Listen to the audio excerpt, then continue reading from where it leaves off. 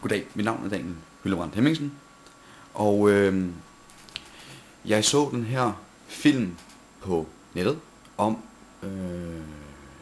den der sådan ePC, og alle kender det nok. Man mangler et CD-drev, for at man kan installere diverse styresystemer og sådan noget, så man begynder at lave så man tager måske en USB eller et eller andet, men der er faktisk en anden måde at gøre det på. Alle kender det.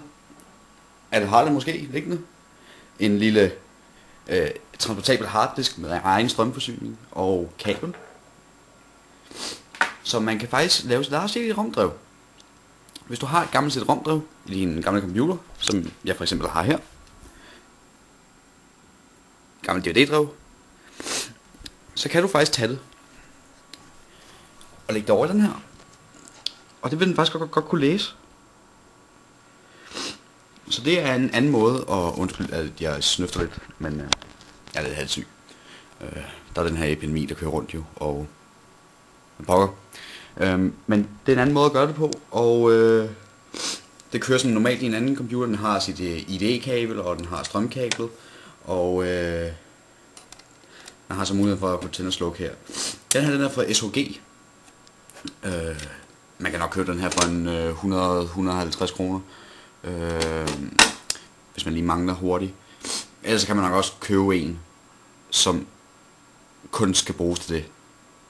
Altså et decideret USB-kabel, eller nej, et decideret USB-DVD.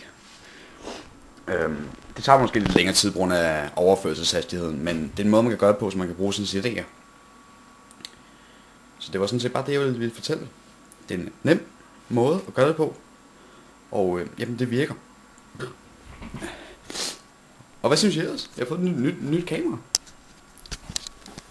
Et Samsung SNV3. Det gør det bare. Nu bliver jeg så lige nødt til at sætte den lidt ned, fordi at til 15 fps, på grund af at jeg har ikke noget SD-kort til den, så den kan ikke tage så meget. Jeg har 5 minutter cirka på det kamera her, så vi kan lige så godt stoppe nu. Nu har jeg fortalt, hvad jeg gerne vil. At du kan bruge din gamle harddisk i stedet for til det. Og det, hvor jeg så det var inde på V5's hjemmeside, v5.dk, hvor Daniel Bahl, han viser selve den der